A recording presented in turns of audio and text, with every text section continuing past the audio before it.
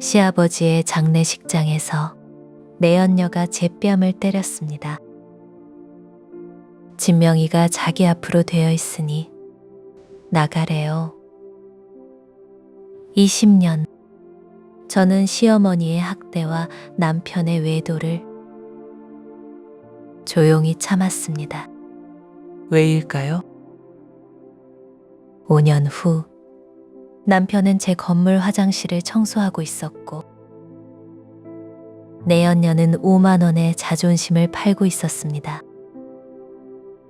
어떻게 이 모든 게 가능했을까요? 시아버지의 장례식장에 남편의 내연녀가 하얀 상복을 입고 나타났습니다. 유족 대기실에 앉아있던 나에게 느닷없이 제 뺨을 갈기며 그녀가 외치더군요. 우리 집 명의가 자기 앞으로 되어 있으니 당장 짐 싸서 나가라는 겁니다. 시아버지 장례식인데 남편과 시어머니는 쳐다만 보고 있고 죽은 사람 앞에서 산 사람들은 돈 때문에 서로의 목을 조르기 시작했죠. 이것이 제가 20년을 바친 결혼 생활의 마지막 발악이었습니다. 시청자 여러분, 믿기시나요? 시아버지의 장례식장이고 상복을 입은 내 앞에서 남편과 시어머니는 쳐다만 보고 있고 내연녀가 집주인 행세를 하는 이 기가 막힌 상황을 말이죠. 저는 그저 멍하니 그녀의 화려한 손톱을 바라봤습니다. 남편이 사다 바쳤을 명품 가방이 바닥에 뒹굴고 있었죠. 이 집은 이제 제 지옥의 시작이었습니다. 시어머니는 제 편이 아니었습니다. 오히려 내연녀의 손을 잡으며 통곡을 하시더군요. 내 아들 잡아먹으려는 년은 너라며 저를 손가락질했습니다. 집안의 기둥이 뽑혔는데 노인네는 오직 빌딩 한 채에만 정신이 팔려 있었죠. 평생을 종처럼 부려먹던 며느리는 안중에도 없었습니다. 그저 돈줄이 끊길까봐 전전긍긍하는 모습이 참으로 추악했습니다. 내연녀는 시어머니를 어머니라 부르며 품에 안겼습니다. 그 꼴을 보고 있자니 속에서 뜨거운 것이 울컥 치밀어 올랐죠. 사람을 사람으로 보지 않고 오직 도구로만 취급하던 이 집안의 민낯이 드러나는 순간이었습니다. 저는 결심했습니다. 이 위선자들의 가면을 제가 직접 벗겨버리기로 말이죠. 사실 저희 집은 겉으로 보기에 평온한 재력가 집안이었습니다. 남편은 자수성가한 사업가로 이름을 날렸고 저는 그 뒤에서 조용히 내조하며 시부모님을 모셨습니다. 하지만 그 평화는 독이 든 성배와 같았습니다. 남편은 저를 아내가 아닌 무보수 파출부로 여겼죠. 손님들이 올 때만 인형처럼 웃으라 강요하던 사람이었습니다. 집안에서는 말 한마디 섞지 않으면서 밖에서는 세상 둘도 없는 애처가 흉내를 냈습니다. 그 이중적인 모습에 저는 매일 밤 가슴을 쳐야 했습니다. 돈만 주면 다라는 식의 그 오만한 태도. 저는 그저 그가 던져주는 생활비 몇 푼에 목을 매는 비참한 존재였습니다. 시어머니의 차별은 상상을 초월했습니다. 명절이면 친정 근처에도 못 가게 막으셨죠. 너 같은 집안에서 우리 아들 같은 용이 난 건 기적이라며 매일같이 가스라이팅을 일삼았습니다. 밥상에서도 저는 항상 나중에 남은 찌꺼기를 먹어야 했어요. 생선 토막 하나도 제 앞에는 놓이지 않았습니다. 사람을 사람으로 보지 않는 그 눈빛을 저는 20년 동안 견뎌냈습니다. 제 친정 부모님이 돌아가셨을 때도 시어머니는 제사 음식을 준비해야 한다며 저를 가지 못하게 하셨죠. 그때 제 가슴 속에서는 이미 거대한 복수의 씨앗이 자라나고 있었습니다. 그들은 저를 감정이 없는 기계로 생각했을 겁니다. 남편의 외도를 처음 알았던 날은 비가 억수같이 쏟아지던 날이었습니다. 남편의 코트 주머니에서 나온 다이아몬드 목걸이 영수증. 제 목에는 시장통에서 산 싸구려 스카프가 둘러져 있었는데 말이죠. 그 영수증의 주인은 남편 회사의 젊은 비서였습니다. 저보다 20살이나 어린 꽃다운 나이의 여자였죠. 저는 손을 떨며 그 영수증을 쥐었습니다. 세상이 무너지는 기분이 들더군요. 남편은 그날 밤 늦게 들어와 술 냄새를 풍기며 제게 발을 닦으라 명령했습니다. 그 더러운 발을 닦으며 저는 속으로 피눈물을 흘렸습니다. 저 사람이 사랑한다는 말 대신 건넨 것이 고작 배신이라니요. 남편은 미안하다는 말 대신 돈 봉투를 던졌습니다. 애 키우는 여자가 어디 갈 데라도 있냐며 비웃더군요. 시어머니는 더 가관이었습니다. 남자가 사업하다 보면 그럴 수도 있지 왜 유난을 떠냐며 저를 나무라셨죠. 시바지 취급도 못한 채 그저 집안의 도구로만 저를 활용하려 했습니다. 내연녀는 수시로 제게 전화를 걸어 도발했죠. 아줌마는 이제 유통기한이 끝났다며 깔깔거리던 그 웃음소리. 남편은 그녀에게 강남의 아파트를 사주고 외제차를 선물했습니다. 제가 아이 교육비 때문에 벌벌 떨 때 그들은 호텔에서 샴페인을 터뜨렸죠. 저는 그때 알았습니다. 이들에게 자비는 사치라는 것을요. 그날 이후 남편은 대놓고 외박을 일삼았습니다. 집을 호텔처럼 생각하고 가끔 들어와 옷만 갈아입고 나갔죠. 제가 묻지도 않았는데 내연녀와 어디를 갔는지, 그녀가 얼마나 대단한지 제 앞에서 자랑하듯 늘어놓았습니다. 저를 여자로서 완전히 죽여버린 겁니다. 시어머니는 그런 아들을 감싸며 오히려 저보고 얼굴이 어두워 남편이 밖으로 도는 거라며 비난했습니다. 사람의 마음을 갈기갈기 찢어놓고서 어쩜 저리 뻔뻔할 수 있는지. 저는 매일 아침 거울을 보며 다짐했습니다. 당신들이 나를 버린 것이 아니라 내가 당신들을 쓰레기통에 던져버리는 나를 만들겠다고요. 저는 이혼을 결심했지만 그들은 저를 빈손으로 쫓아낼 궁리만 했습니다. 남편은 모든 재산을 교묘하게 빼돌리기 시작했죠. 시어머니와 내연녀가 머리를 맞대고 제 위자료를 깎으려 모의하는 장면을 목격했습니다. 가족이라는 이름의 괴물들이 제 목을 조여오고 있었습니다. 저는 그때 깨달았습니다. 법으로 싸워서는 절대 이 영악한 인간들을 이길 수 없다는 것을요. 저들은 이미 모든 구멍을 다 막아놓은 상태였습니다. 제가 울고불고 매달릴수록 그들은 쾌감을 느끼는 듯 했습니다. 하지만 그들은 몰랐습니다. 제가 조용히 고개를 숙이고 있었던 것은 그들의 목을 칠 기회를 엿보고 있었기 때문이라는 것을요. 복수는 피를 흘리는 것이 아니라 피를 말리는 것이라는 사실을요. 저는 아무것도 모르는 척 그들의 발을 닦아주며 버텼습니다. 남편이 내연녀와 여행을 갈 때 정성스럽게 짐을 싸주었습니다. 시어머니의 온갖 모욕에도 허허 웃으며 보약을 지어다 드렸죠. 그들은 저를 완벽하게 굴복시킨 줄 알고 방심하기 시작했습니다.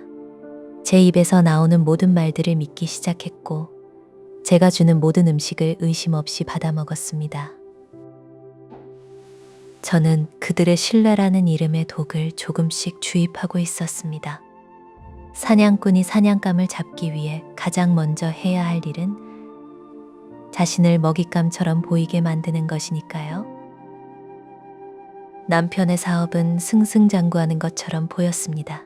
하지만 그 내부에는 이미 거대한 균열이 생기고 있었죠. 저는 남편의 비자금 장부나 탈세 증거를 찾으러 다니지 않았습니다. 그런 건 법으로 해결하는 하수들이나 하는 짓이죠. 저는 대신 남편의 욕망을 자극하기 시작했습니다. 더 큰 판을 깔아준 것이죠. 남편은 항상 제게 서열에 들고 싶어하는 허영심이 강한 사람이었습니다. 저는 그 허점을 파고들었습니다. 아주 달콤한 미끼를 던졌죠. 절대 실패할 리 없는 정보라며 슬쩍 흘린 한마디. 그것이 남편을 파멸의 구렁텅이로 몰아넣을 첫 번째 단추가 되었습니다. 남편에게 엄청난 수익이 보장되는 신규 사업 아이템을 넌지시 던졌습니다. 사실 그 정보는 제가 수년 전부터 치밀하게 준비해온 가짜 덧이었습니다. 저는 남편의 허영심을 너무나 잘 알고 있었죠. 그는 남들보다 앞서가는 재벌이 되고 싶어 안달이 난 사람이었습니다.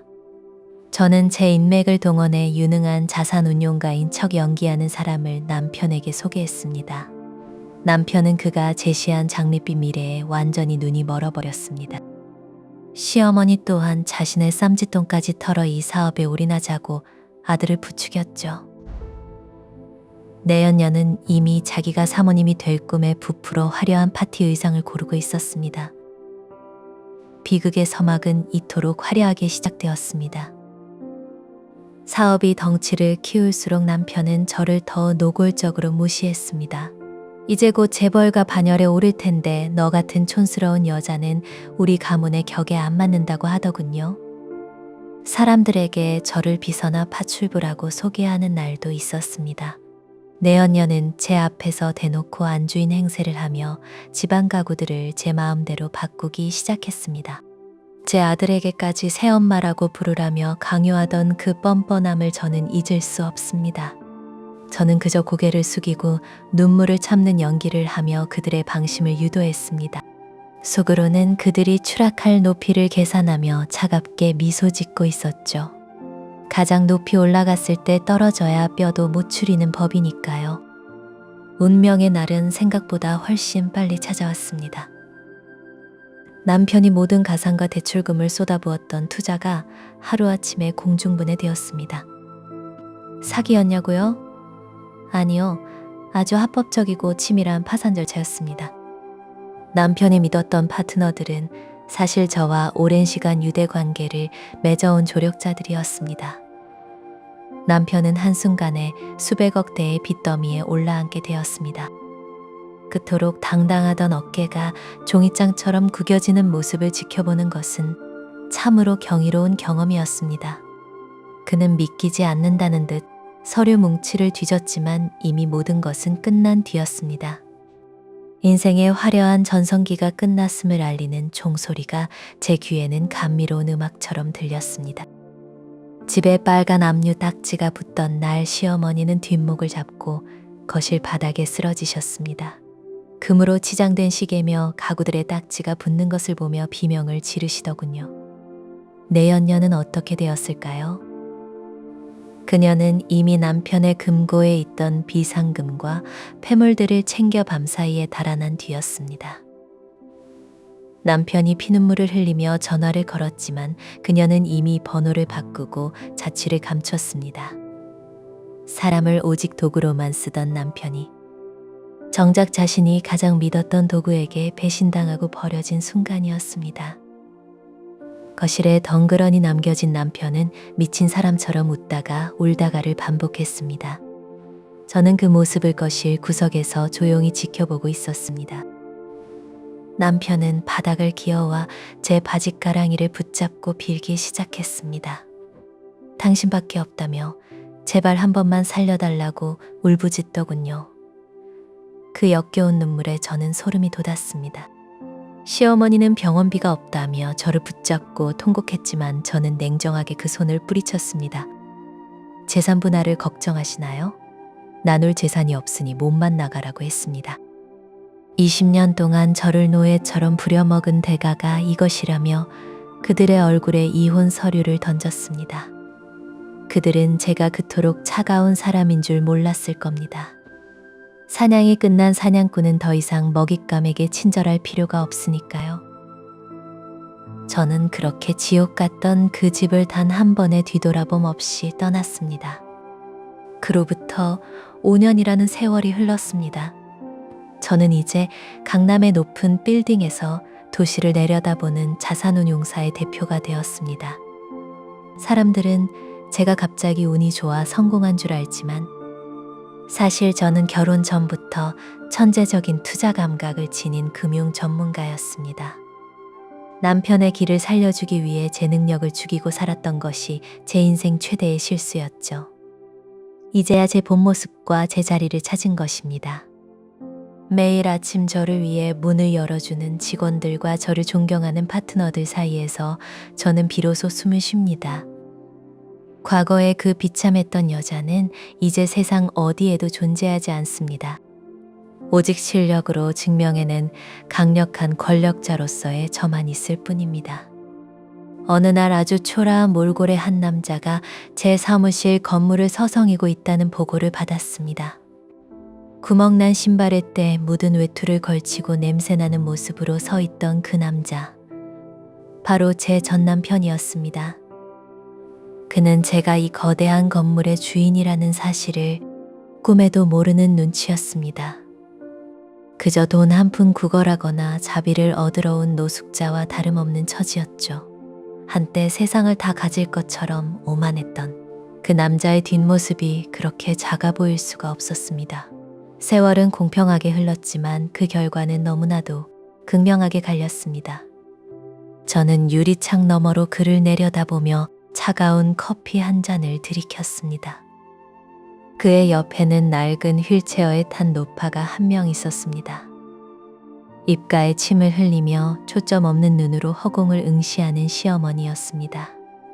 한때 저를 그토록 무시하고 구박하던 그 기세등등한 위세는 온데간데 없었습니다. 이제는 아들의 짐이 되어 하루하루를 겨우 연명하는 비참한 노인이 되어 있었죠. 인과응보라는 말이 이토록 가슴 깊이 시리게 다가온 적은 없었습니다. 사람을 사람으로 대하지 않았던 자들이 맞이한 최후는 그들이 그토록 멸시하던 약자보다 더 비참한 밑바닥이었습니다. 저는 그들을 보며 동정심 대신 깊은 허무함을 느꼈습니다. 저들이 무너뜨리려 했던 제 인생이 얼마나 견고한지 이제는 알게 되었을까요? 남편은 건물 로비에서 저와 마주쳤음에도 저를 알아보지 못했습니다. 제가 화려한 정장을 입고 수많은 경호원의 호의를 받으며 차에서 내리자 그는 그저 대단한 부자를 본 듯 허리를 90도로 굽실거리며 길을 터주더군요. 저런 비겁한 사람에게 제 인생의 가장 찬란했던 20년을 바쳤다니 실소가 터져 나왔습니다. 그가 제 구두 끝을 보며 머리를 조아릴 때 저는 그의 정수리 위로 차가운 시선을 보냈습니다. 복수는 단순히 상대를 망가뜨리는 것이 아닙니다. 나는 상상도 못할 높은 곳에 있고 상대는 바닥에서 나를 우러러보게 만드는 것. 그것이야말로 가장 완벽한 형벌이라는 것을 저는 그날 다시 한번 확신했습니다. 도망갔던 내연녀의 소식도 들려왔습니다. 그녀는 남편에게서 훔친 돈으로 화려하게 재기하려 했지만 역시나 질 나쁜 남자들에게 사기를 당해 모든 돈을 날렸다고 하더군요. 빚쟁이들에게 쫓기며 지방의 어느 허름한 술집에서 설거지를 하며 하루를 버틴다는 소문이었습니다. 그녀가 자랑하던 그 젊음과 미모는 이제 독이 되어 그녀의 얼굴을 망가뜨려 놓았습니다. 남의 가정에 피눈물을 나게 한 대가는 반드시 본인의 눈으로 흘려야 하는 법입니다. 세상은 참으로 공평했습니다. 그녀가 탐냈던 남의 물건은 결국 그녀의 손을 태우는 불씨가 되어 돌아갔습니다. 저는 그 소식을 듣고 조용히 창문을 열어 환기를 시켰습니다. 저는 비서에게 시켜 남편에게 작은 일자리를 하나 제안했습니다. 제 건물의 지하 화장실을 청소하는 미화원 자리였죠.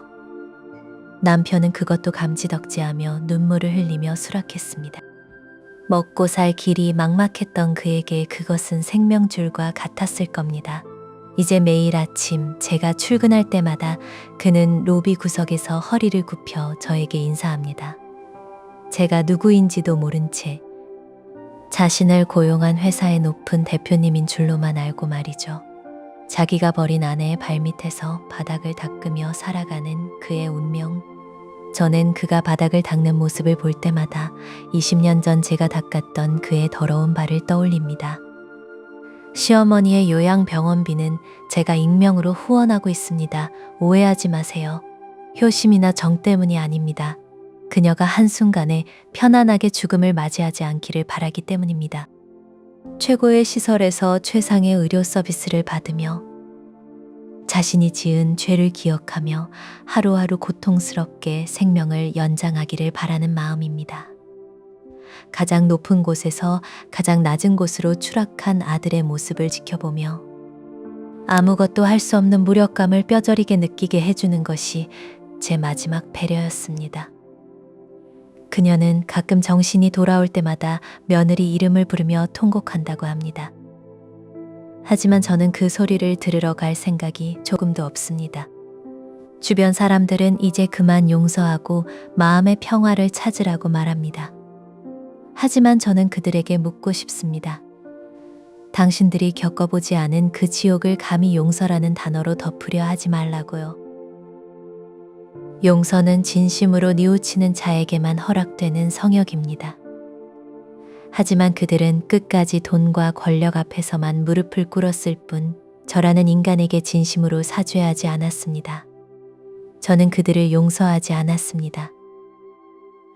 다만 그들이 저지른 죄의 무게만큼 남은 생의 무게를 온전히 짊어지고 살아가게 할 뿐입니다. 복수는 끝난 것이 아니라 그들이 숨을 쉬는 매 순간순간 지속되는 현재 진행형입니다. 제 아들은 이제 유학을 마치고 훌륭한 법조인으로 성장했습니다. 아들은 아버지가 어떤 괴물이었는지, 그리고 우리 가문에 어떤 일이 있었는지 상세히 알지 못합니다. 그저 바쁘게 사시다 일찍 세상을 떠난 분으로만 기억하게 했습니다. 아들에게는 증오라는 감정 대신 사랑과 정의만 가르치고 싶었기 때문입니다. 아들의 맑은 눈망울을 볼 때마다 저는 제가 한 선택이 옳았음을 느낍니다. 부모의 죄가 자식에게 대물림되지 않도록 저는 거대한 벽이 되어 과거를 차단했습니다. 이제 아들은 저의 유일한 자랑이자 제가 그 고통스러운 시간을 견뎌온 유일한 보상이 되었습니다. 어느 날 아침 로비에서 화장실 청소를 하던 남편과 정면으로 눈이 마주쳤습니다. 아주 찰나의 순간이었지만 그의 눈동자가 심하게 흔들리는 것을 보았습니다. 20년을 함께 산 아내의 눈빛을 그가 잊었을 리 없겠죠. 저를 알아본 것일까요? 아니면 제 눈빛에서 뿜어져 나오는 서늘한 기운 때문에 본능적으로 위축된 것일까요? 그는 황급히 고개를 숙이고 젖은 걸레로 바닥을 미친 듯이 닦기 시작했습니다. 그의 손등에 돋은 검버섯과 거친 피부를 보며 저는 생각했습니다. 당신이 그토록 사랑했던 그 화려함은 어디로 가고 이제 남은 것은 비루한 껍데기뿐이냐고 말이죠. 저는 그의 곁을 지나가며 아주 짧게 한마디를 던졌습니다. 구석구석 깨끗이 닦으세요. 당신의 죄만큼이나 바닥이 더럽네요. 남편은 그 목소리를 듣자마자 몸을 떨었습니다. 예, 대표님. 하며 연신 대답하는 그의 목소리는 갈라져 있었습니다.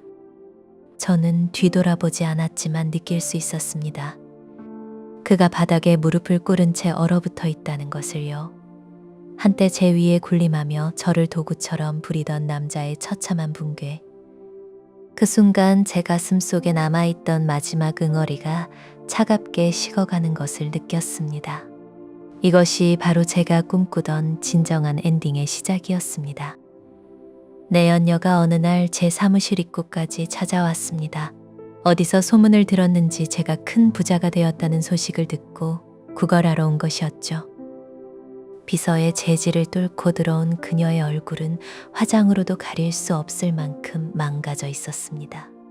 한때 남편을 홀렸던 그 도발적인 미소는 사라지고 눈에는 오직 탐욕과 절박함만이 가득했습니다. 그녀는 저를 보자마자 바닥에 넙죽 엎드렸습니다. 언니라고 부르며 한 번만 살려달라고, 예정을 생각해서라도 조금만 도와달라고 빌더군요. 뻔뻔함에도 급수가 있다면 그녀는 단연 최고일 것입니다. 저는 그녀를 내려다보며 헛웃음이 나왔습니다. 그녀는 제 발목을 잡고 울먹였습니다.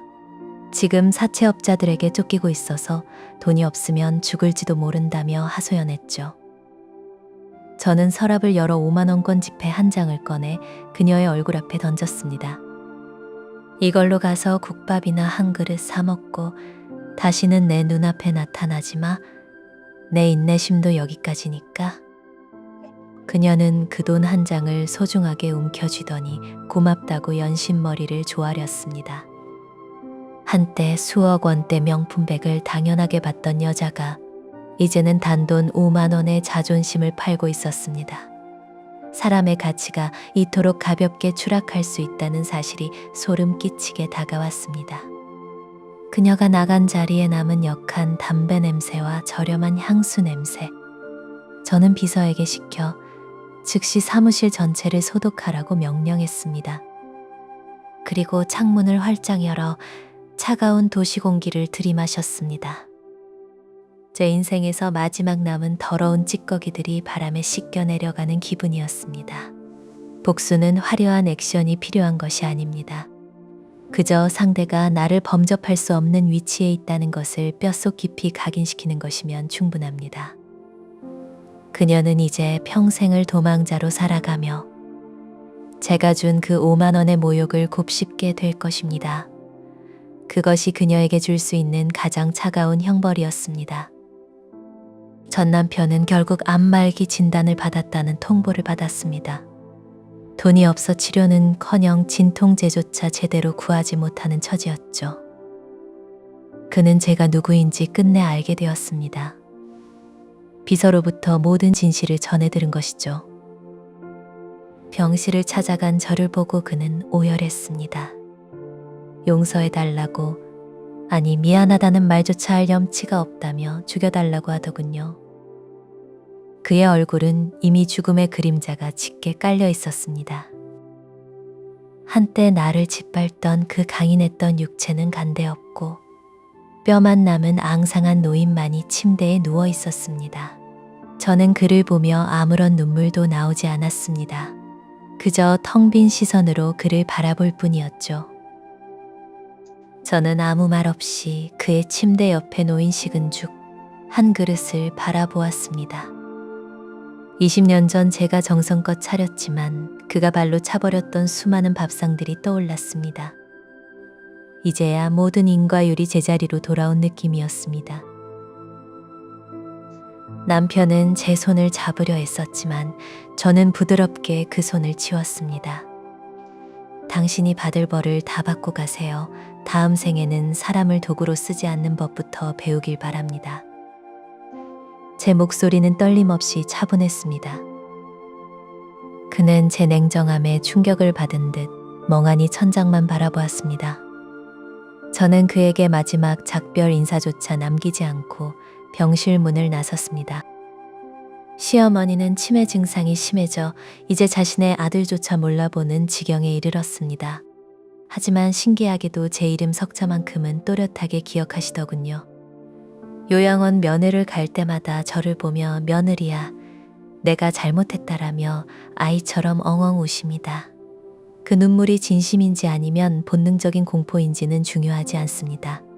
이미 깨진 그릇을 이어 붙일 수 없듯이 제 마음의 상처도 그분의 사과 한마디로 치유될 성질의 것이 아니었습니다. 저는 그저 조용히 과일 껍질을 깎아 접시에 놓아드리고 일어섰습니다. 그것이 제가 지킬 수 있는 마지막 인간적인 예의이자 가장 잔인한 거리 두기였습니다. 저는 이제 새로운 삶의 이막을 준비하고 있습니다. 과거의 망령들에 사로잡혀 남은 생을 허비하기에는 제 인생이 너무나 소중하고 아름답다는 것을 깨달았기 때문입니다. 복수의 끝은 허무할 줄 알았는데 오히려 제 마음은 호수처럼 고요하고 평온합니다. 저는 승리했습니다. 하지만 이 승리가 마냥 기쁘기만 한 것은 아닙니다. 인간의 밑바닥을 보았고 사랑이 어떻게 증오로 변하는지를 뼈저리게 체험했기 때문입니다.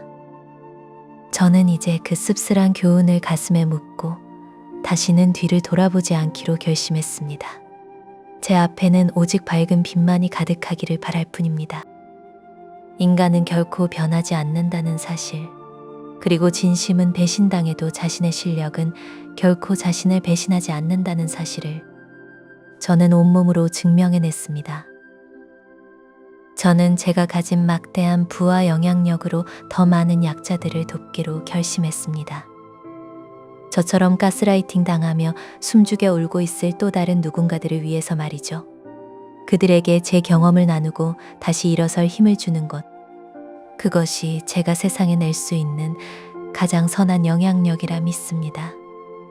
과거의 아픔은 이제 더 이상 흉터가 아니라 훈장이 되어 제 가슴에서 빛나고 있습니다. 저는 이제 정말 자유롭습니다. 어느 추운 겨울날 전 남편의 부고 소식이 비서를 통해 들려왔습니다. 고독사였다고 하더군요. 화려했던 사업가 시절의 인맥은 단 한 명도 나타나지 않았습니다. 한때 그를 따르던 수많은 사람들은 그가 망하자마자 등을 돌렸죠. 아무도 없는 차가운 장례식장, 그곳을 지킨 것은 오직 저와 유학에서 잠시 귀국한 아들뿐이었습니다. 아들은 영정사진 속의 아버지를 보며 무슨 생각을 했을까요? 저는 아들의 어깨를 감싸 쥐었습니다. 남편의 마지막 가는 길은 참으로 쓸쓸했습니다. 욕망만을 쫓던 사람의 최후가 이토록 적막하다는 것이 시청자 여러분께는 어떤 의미로 다가가시나요? 내연녀는 결국 거액의 사기 및 공갈 혐의로 구속되었다는 뉴스를 접했습니다. 끝까지 남의 돈을 탐내며 사기를 치려다 결국 덜미가 잡힌 모양입니다.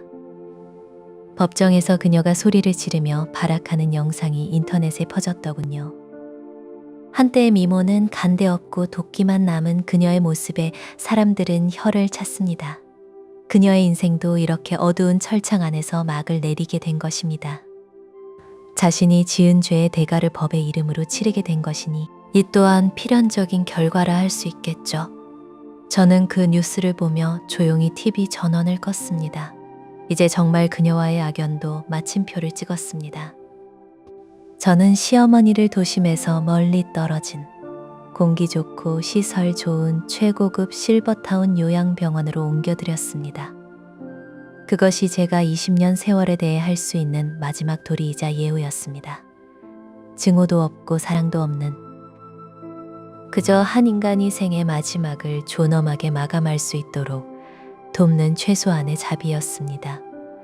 그녀는 이제 그곳에서 창밖의 풍경을 보며 자신이 며느리에게 했던 모진 말들을 되새기며 남은 시간을 보내게 될 것입니다. 저는 더 이상 면회를 가지 않습니다. 가끔 들려오는 건강 상태 보고서만 읽을 뿐이죠. 비로소 제 마음의 짐이 완전히 내려놓아진 기분이었습니다. 어느덧 정원의 나무들에 단풍이 짙게 물드는 계절이 왔습니다. 낙엽이 지는 것을 보며 저는 인생의 무상함을 깊이 느낍니다. 돈도 명예도 사랑도 결국 한 줌의 재로 돌아가는 것을 왜 사람들은 그토록 서로의 가슴에 못을 박으며 사는지 모르겠습니다. 저 또한 한때는 복수라는 일념 하나로 제 인생을 태웠습니다. 하지만 이제는 그 뜨겁던 불길도 사그라지고 고요한 재만 남았습니다. 그 재 위에서 저는 새로운 꽃을 피우려 합니다. 과거의 아픔은 거름이 되어 더 단단한 뿌리를 내리게 도와주겠죠. 가을 바람이 제 뺨을 스칠 때 저는 비로소 살아있음을 느낍니다. 아들이 학업을 마치고 완전히 귀국했습니다. 훌륭한 인품과 실력을 겸비한 청년으로 성장한 아들을 보며 저는 제 인생의 모든 고통을 보상받는 기분이었습니다. 아들은 제 손을 꼭 잡으며 부드러운 목소리로 말했습니다. 엄마, 그동안 혼자서 얼마나 힘드셨어요. 이제는 무거운 짐 내려놓으시고 엄마만을 위해 사세요. 그 말 한마디에 저는 참아왔던 눈물을 쏟아냈습니다. 아들은 제 복수의 완성이자 제 삶의 증거였습니다. 저를 지켜준 것은 돈도 권력도 아닌 바로 제 아들의 사랑이었습니다. 저는 이제 아들의 든든한 버팀목이 되어 함께 미래를 향해 걸어갈 것입니다. 저는 이제 현업에서 은퇴할 결심을 굳혔습니다. 제가 일구어낸 자산 운용사를 유능하고 믿음직한 후배들에게 물려주기로 했습니다.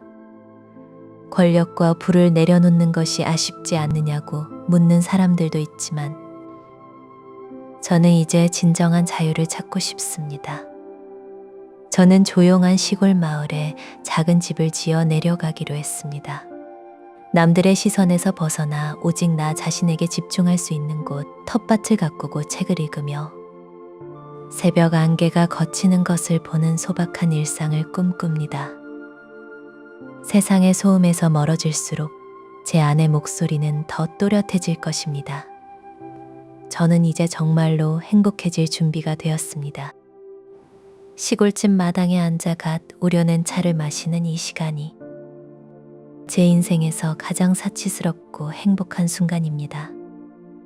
더 이상 누구의 눈치를 볼 필요도 없고 누구의 비위를 맞추기 위해 억지 미소를 지을 필요도 없는 온전한 저만의 시간입니다. 아침이면 새소리에 잠에서 깨고 밤이면 쏟아지는 별을 보며 잠이 듭니다. 한때 강남의 화려한 아파트에서 느꼈던 그 공허함은 이제 더 이상 찾아볼 수 없습니다. 흙을 만지고 꽃을 심으며 저는 자연의 섭리를 배웁니다.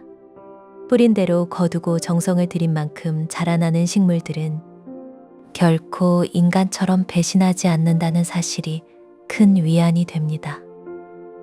가끔 혼자 산책을 하다 보면 옛날의 기억들이 불쑥불쑥 찾아오곤 합니다. 남편의 외도를 처음 알았던 그 빗길, 시어머니의 모진 말들에 가슴을 치며 울던 그 부엌. 하지만 이제는 그 기억들이 마치 다른 사람의 이야기처럼 느껴집니다. 가슴 한구석이 조금 아릿해지긴 하지만 금세 고개를 흔들어 털어버릴 수 있는 여유가 생겼습니다. 과거는 이미 지나갔고 저를 더 이상 괴롭힐 수 없으니까요. 저는 현재의 평화에 감사하며 한 걸음 한 걸음 대지를 밟습니다. 제 인생의 겨울은 끝났고 이제 제 마음속에는 영원한 봄이 머물고 있습니다. 세상에는 아직도 과거의 저처럼 고통받는 수많은 분들이 계실 겁니다. 남편의 배신으로 시댁의 부당한 대우로 밤잠을 설치며 눈물 찢는 제2, 제3의 주인공들 말이죠. 저는 그런 분들에게 제 마음을 담아 꼭 전하고 싶은 말이 있습니다. 지금 당장은 세상이 끝난 것 같고 도저히 빠져나갈 구멍이 보이지 않겠지만 절대로 자신을 포기하지 마세요. 당신은 그 어떤 대우를 받아도 마땅한 소중한 존재가 아닙니다. 당신은 오직 사랑받고 존중받기 위해 태어난 귀한 사람이라는 것을 단 한순간도 잊지 마시길 바랍니다. 당신의 진정한 가치는 타인의 평가에 있지 않습니다. 절대로 자신을 포기하지 마세요. 당신 안에는 당신이 생각하는 것보다 훨씬 거대한 힘이 잠들어 있습니다. 지금의 고통은 당신을 파괴하러 온 것이 아니라 당신을 더 단단하고 아름답게 빚어내기 위한 담금질의 시간일 뿐입니다. 고통의 터널을 지날 때는 그 끝이 보이지 않아 두렵겠지만 포기하지 않고 걷다 보면 반드시 빛을 만나게 되어 있습니다. 저 또한 그 어두운 터널을 20년이나 걸어 나왔습니다. 제가 해냈다면 여러분도 반드시 해낼 수 있습니다. 자신의 능력을 믿고 스스로의 편이 되어주세요. 세상 모두가 등을 돌려도 당신 자신만은 당신을 믿어야 합니다. 세상은 넓고 당신이 할 수 있는 일은 상상 이상으로 많습니다. 남자 하나 때문에 혹은 돈 몇 푼 때문에 당신의 그 고귀한 인생을 낭비하지 마세요. 그들이 당신을 무시한다면 보란듯이 실력을 키우고 자신을 가꾸세요. 당신이 그들보다 월등히 높은 곳으로 올라가는 것, 그것이 그들에게 줄 수 있는 가장 뼈아픈 복수이자 당신 자신을 구원하는 길입니다. 남을 미워하는데 에너지를 쓰지 말고 오직 당신의 성장과 행복에만 집중하세요. 당신이 스스로를 사랑하기 시작할 때 세상도 비로소 당신을 사랑하기 시작할 것입니다. 그것이 바로 인생의 진리입니다. 그러면 복수는 여러분이 애쓰지 않아도 저절로 따라오게 되어 있습니다. 당신이 가장 아름답고 행복하게 웃는 모습, 그것이 가해자들에게는 가장 치명적인 화살이 되어 돌아갈 것입니다. 그들은 당신이 무너지기를 바라겠지만 당신이 보란듯이 일어서서 찬란하게 빛날 때 그들은 비로소 자신의 초라함을 깨닫고 절망하게 될 것입니다.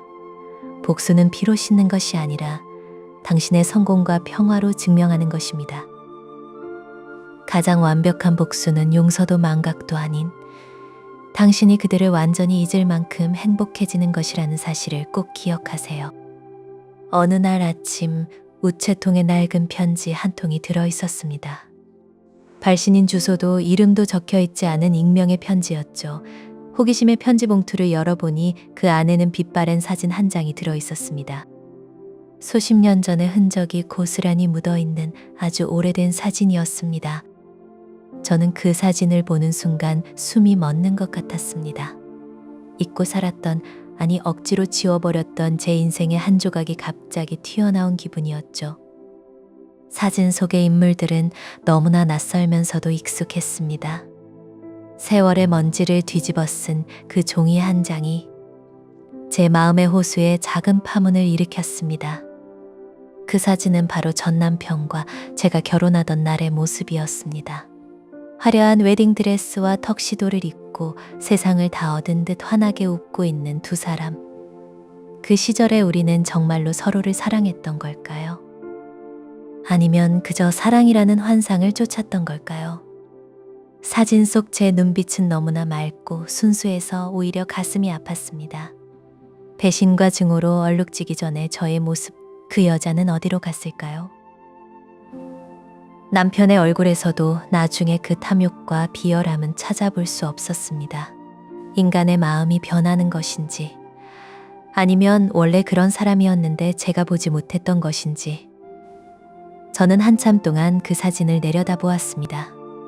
저는 조용히 라이터를 켜서 그 사진의 모퉁이에 불을 붙였습니다. 타들어가는 불꽃 속에서 활짝 웃던 우리 두 사람의 모습이 일그러지며 검게 변해갔습니다. 연기와 함께 과거의 헛된 환상들도 허공으로 흩어져 사라졌습니다. 미련도 후회도 남지 않았습니다. 그저 한 시대가 완전히 막을 내렸다는 것을 확인하는 엄숙한 의식과도 같았습니다. 제가 되어 바닥에 떨어진 사진의 잔해를 보며 저는 비로소 남편과의 모든 인연이 영혼의 뿌리까지 끊어졌음을 느꼈습니다. 이제 제 인생의 남은 페이지에는 오직 저만의 새로운 이야기들로 채워질 것입니다. 오늘따라 시골 마을의 밤하늘의 별이 참으로 맑고 눈부십니다. 도시의 인공적인 불빛에 가려 보이지 않던 저 수많은 별들이 사실은 항상 저 자리에서 빛나고 있었다는 사실이 새삼 놀랍습니다. 저 별들처럼 저의 남은 인생도 소박하지만 단단하게 반짝이기를 마음 깊이 기도합니다. 누군가에게 보여주기 위한 삶이 아니라 오직 저 자신의 평온을 위한 삶을 살겠습니다. 어둠이 깊을수록 별이 더 밝게 빛나듯이 제 인생에 어두웠던 시간들이 있었기에 지금의 이 평화가 더 값지게 느껴집니다. 저는 이제 아무것도 두렵지 않습니다. 제 안에는 꺼지지 않는 등불이 켜져 있으니까요. 아들이 드디어 결혼 소식을 전해왔습니다. 상견례 자리에서 만난 예비 며느리는 참으로 맑은 영혼을 가진 현명한 아가씨였습니다. 아들의 눈에서 저를 향한 신뢰와 그녀를 향한 사랑을 보았을 때 저는 말할 수 없는 안도감을 느꼈습니다. 저는 그녀를 며느리가 아닌 딸처럼 아껴주기로 다짐했습니다. 제가 시댁에서 받지 못했던 따뜻한 배려와 존중, 그리고 조건 없는 사랑을 그녀에게 듬뿍 주고 싶습니다. 고통의 대물림을 끊고 사랑의 대물림을 시작하는 것, 그것이 제가 할 수 있는 가장 아름다운 복수이자 구원이 될 것입니다. 결혼식 날 저는 가장 우아하고 아름다운 빛깔의 한복을 입었습니다. 수많은 하객의 축복 속에서 아들의 늠름한 손을 잡고 입장하는 순간 눈시울이 붉어지는 것을 참기 어려웠습니다. 지난 세월의 온갖 풍파가 주마등처럼 스쳐 지나갔습니다. 하지만 그것은 슬픔의 눈물이 아니라 승리의 눈물이었습니다. 저는 무너지지 않았고 제 아들을 훌륭하게 키워냈으며 마침내 이토록 찬란한 순간에 섰습니다. 신랑 입장을 마친 아들이 제 귓가에 속삭였습니다. 엄마 사랑해요. 고마워요. 그 한마디에 제 인생의 모든 상처가 완벽하게 치유되었습니다. 시어머니는 아들의 결혼식 직후 결국 세상을 떠나셨습니다. 임종 직전 마지막으로 찾아간 저를 보며 힘겹게 눈을 뜨시더군요. 그리고 제 손을 꼭 잡으며 아주 희미하게 미소 지으셨습니다. 그 미소가 평생의 잘못에 대한 용서의 구걸이었는지 아니면 자신을 지켜준 것에 대한 감사의 의미였는지는 끝내 묻지 않았습니다. 그저 그분의 마지막 길이 외롭지 않기를 바라며 가만히 손을 잡아드렸습니다. 한 시대를 풍미했던 지독한 인연도 결국 죽음 앞에서는 한 조각 구름처럼 흩어지는 법입니다. 저는 그분의 눈을 감겨드리고 조용히 병실을 나왔습니다. 이제 정말 제 과거의 문이 닫혔습니다. 저는 이제 정말 혼자가 되었습니다. 법적으로도 정서적으로도 완벽한 홀로서기입니다. 하지만 신기하게도 외롭다는 생각은 전혀 들지 않습니다. 제 곁에는 저를 진심으로 사랑하는 아들과 며느리가 있고 어려울 때 힘이 되어준 든든한 친구들이 있으며 무엇보다 제 자신을 온전히 사랑하고 지탱할 수 있는 내면의 힘이 있기 때문입니다. 혼자 차를 마시고 혼자 산책을 하며 저는 저 자신과 가장 친한 친구가 되었습니다. 타인의 인정에 목매지 않고 나의 행복을 스스로 창조할 수 있는 이 상태가 제가 살아오며 얻은 가장 값진 보물입니다. 가끔 읍내에 나갔다가 산책을 하다 보면 예전 남편과 연애 시절 자주 거닐던 공원과 비슷한 풍경을 마주하게 됩니다. 예전 같으면 가슴이 철렁 내려앉거나 눈물이 났을 텐데 이제는 아무런 감정의 동요 없이 그 풍경을 감상할 수 있습니다. 그저 저런 때도 있었지 하고 덤덤하게 지나칠 수 있는 여유, 그것이 제가 도달한 평온의 경지입니다. 상처는 아무러 흉터가 되었지만 그 흉터는 더 이상 통증을 느끼지 않습니다. 오히려 제가 그만큼 강해졌다는 것을 증명하는 증거일 뿐이죠. 저는 이제 과거의 기억을 박물관의 유물처럼 편안하게 관람합니다.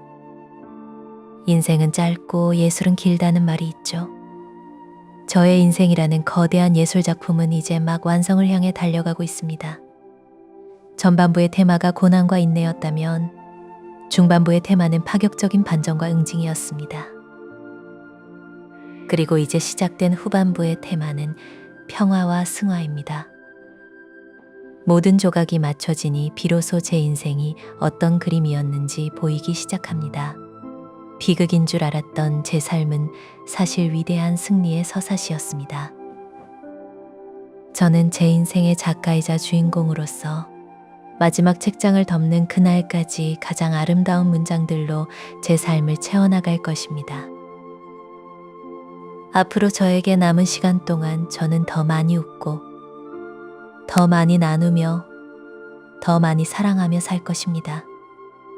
제 인생의 봄날을 앗아갔던 그들을 원망하는 데 시간을 쓰기엔 지금 이 순간의 햇살이 너무나도 아깝기 때문입니다. 저는 저를 지켜준 하늘에 감사하고 저를 믿어준 사람들에게 보답하며 살겠습니다. 작은 것에도 감동하고 사소한 인연도 소중히 여기는 삶. 그런 삶이 진짜 성공한 삶이라는 것을 이제야 알 것 같습니다. 저는 매일 아침 눈을 뜰 때마다 다짐합니다. 오늘도 제 인생에서 가장 정고 아름다운 날을 후회 없이 보내겠다고 말이죠. 시청자 여러분, 지금까지 제 긴 이야기를 들어주셔서 진심으로 감사합니다. 여러분의 인생도 지금 혹시 춥고 긴 겨울을 지나고 있지는 않으신가요? 하지만 꼭 기억해 주세요. 밤이 깊을수록 새벽은 이미 가까이 와 있다는 사실을요. 지금 당신을 괴롭히는 그 사람들도, 당신을 힘들게 하는 그 상황들도 결국은 당신의 성장을 위한 소모품에 불과합니다. 당신이 포기하지 않는 한 승리의 여신은 반드시 당신의 손을 잡아줄 것입니다. 저처럼 평범했던 여자가 해냈다면 여러분은 훨씬 더 멋지게 해내실 수 있습니다. 절대 희망의 끈을 놓지 마세요. 당신은 충분히 이겨낼 수 있는 사람입니다. 당신 안에 숨겨진 거대한 잠재력과 강인한 힘을 믿으세요. 타인이 당신에게 매긴 저렴한 가치에 속지 마세요. 당신은 다이아몬드보다 더 빛나는 존재입니다. 지금의 고통을 걸음 삼아 보란듯이 성공해서 세상에 당신의 가치를 증명하세요. 당신이 행복해지는 것이야말로 당신을 무시했던 사람들에게 줄 수 있는 가장 치명적인 타격입니다. 저는 멀리서나마 여러분의 새로운 시작을 응원하겠습니다. 여러분의 인생 이막은 제 이야기보다 훨씬 더 통쾌하고 아름다운 반전으로 가득 차길 진심으로 기도합니다. 제 이야기는 여기서 마침표를 찍습니다. 하지만 시청자 여러분의 위대한 이야기는 이제부터가 진짜 시작입니다. 부디 스스로를 귀하게 여기고 단 한 번뿐인 인생을 오직 당신의 행복을 위해 사용하세요. 지난 세월의 아픔은 바람에 날려보내고 오늘부터는 당신만의 찬란한 태양을 띄우시길 바랍니다. 당신은 충분히 그럴 자격이 있고 반드시 그렇게 될 것입니다. 긴 시간 함께 해주셔서 고맙습니다. 여러분 모두 진심으로 행복해지시길 바랍니다. 이제 저는 제 평화로운 정원으로 돌아갑니다. 안녕히 계세요.